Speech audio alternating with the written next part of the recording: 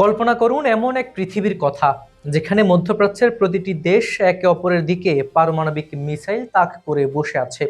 একটু ভুল বোঝাবুঝি বা সামান্য যান্ত্রিক ত্রুটি আর মুহূর্তেই শেষ হয়ে যেতে পারে মানব সভ্যতা।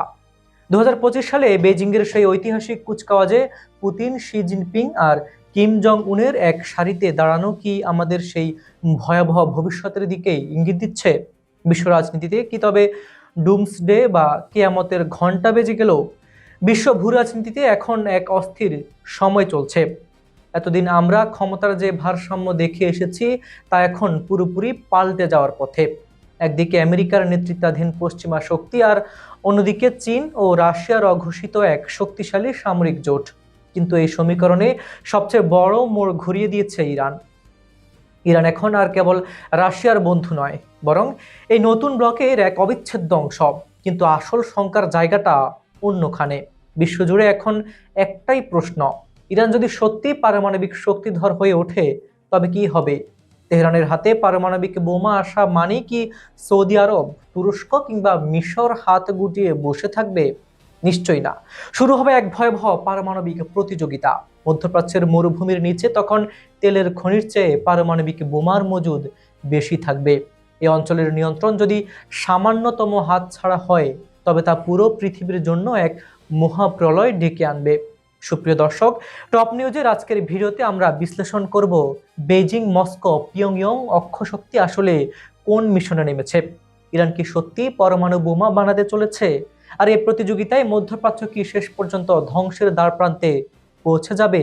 শেষ পর্যন্ত সাথে থাকুন, কারণ আজকের আলোচনা আপনার বিশ্ব দেখার দৃষ্টিভঙ্গি বদলে দেবে। 2026 সালের এপ্রিল। মধ্যপ্রাচ্যের আকাশে এখন বসন্তের বাতাসের বদলে বারুদের কড়া গন্ধ।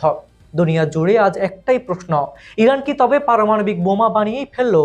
গত বছর নাতানজ ও ইনফাহানের ভূগর্ভস্থ স্থাপনায় মার্কিন ইসরায়েলি হামলার পর দৃশ্যপট অমূল বদলে গেছে। তেহরান এখন আগের চেয়ে অনেক বেশি ক্ষুব্ধ, অনেক বেশি মরিয়া। রিপোর্ট বলছে ইরানের হাতে এখন 440 কেজি ইউরেনিয়াম রয়েছে, যা 60% পর্যন্ত সমৃদ্ধ। আর বিজ্ঞানের ভাষায় বলতে গেলে পারমাণবিক বোমার দোরগোড়ায় দাঁড়িয়ে আছে আয়াতুল্লাহ দেশ। আর মাত্র এক ধাপ একটু বিশুদ্ধিকরণ, আর তাতেই বদলে যাবে পুরো পৃথিবীর মানচিত্র। এখন প্রশ্ন উঠছে পশ্চিমাদের দ্বিমুখী নীতি নিয়ে। উত্তর কোরিয়া প্রকাশ্যেই পরমাণু পরীক্ষা চালায়, পাকিস্তানের হাতেও রয়েছে শত শত ওয়ারহেড। তবে আমেরিকা কেন ইরানের পেছনেই আঠার মতো লেগে আছে? প্রতিরক্ষা বিশেষজ্ঞদের বিশ্লেষণ এখানে অত্যন্ত গুরুত্বপূর্ণ। তারা মনে করিয়ে দিচ্ছেন উত্তর কোরিয়ার ক্ষেপণাস্ত্র এখন খোদ আমেরিকার আঘাত হানতে সক্ষম, তাই পিয়ংইয়ংকে ঘাটাতে ভয় পায় হোয়াইট হাউস।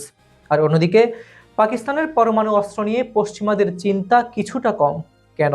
এর কারণ পাকিস্তানি জেনারেল ও প্রভাবশালী রাজনীতিকদের সম্পদ, ব্যাংক ব্যালেন্স আর সন্তানদের ভবিষ্যৎ সবই আমেরিকায় বন্দী। সিআইএ চাইলে যে কোনো সময় তাদের সুযোগ সুবিধার ট্যাপ বন্ধ করে দিতে পারে।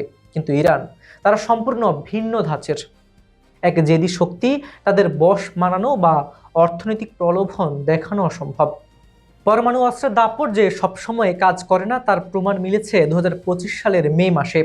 ভারত যখন অপারেশন সিঁদুর চালিয়েছে তখন কাঁপন ধরেছিল ইসলামাবাদে। পাকিস্তানের নিউক্লিয়ার কমান্ড পোস্টের খুব কাছে ভারতের নিখুঁত ক্ষেপণাস্ত্র হামলা বিশ্বকে স্তম্ভিত করে দেয়। ভারত প্রমাণ করে দিয়েছে পরমাণু বোমার ভয় দেখিয়ে তাদের আর আটকে রাখা যাবে না। সেই হামলার পর তেজস্ক্রিয়তা ছড়িয়েছে কিনা তা পরীক্ষা করতে খোদ মার্কিন বিশেষ বিমানকে নামতে হয়েছিল পাকিস্তানের মাটিতে। এই ঘটনা ইরানের জন্য এক বড় শিক্ষা।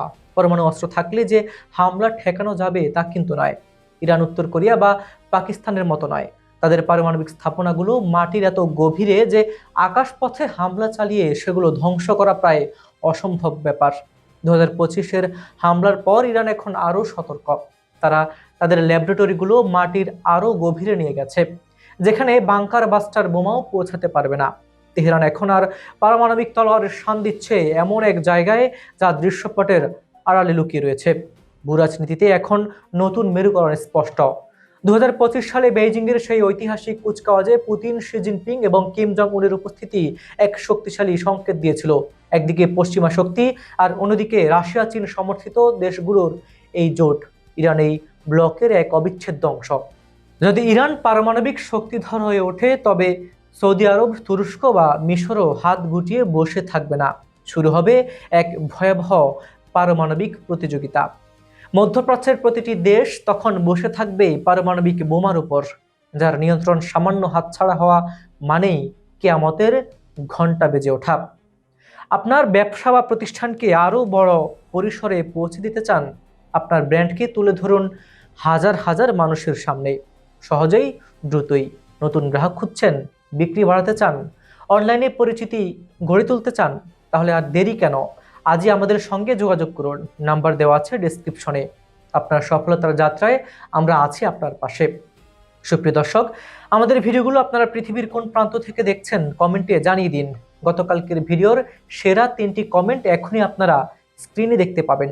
বেশি বেশি আমাদের ভিডিওগুলো দেখুন আর কমেন্ট করুন।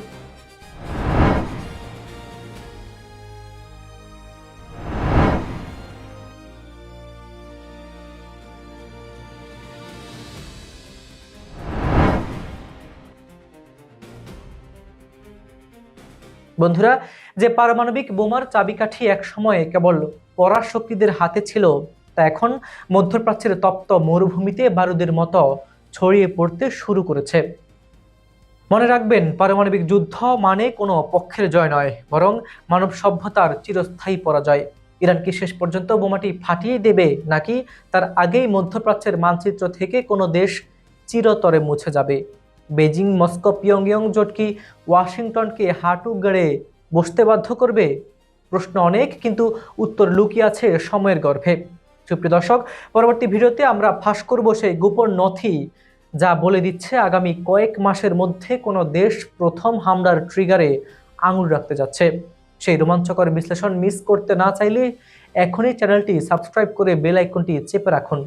আপনার কি মনে হয়, ইরানের হাতে পরমাণু বোমা থাকা কি মুসলিম বিশ্বের জন্য শক্তি, নাকি ধ্বংসের শুরু? আপনার মন্তব্য আমাদের জানান, কারণ আপনার একটি যৌক্তিক কমেন্ট বদলে দিতে পারে অনেকের দৃষ্টিভঙ্গি। আজ এ পর্যন্তই। দেখা হচ্ছে ভূরাজনীতির পরবর্তী কোনো বিস্ফোরক অধ্যায়ে। আমি হাবিবুর রহমান নিশান এখানে বিদায় নিচ্ছি। খবর সংযোগের সাথেই থাকুন। আল্লাহ হাফিজ।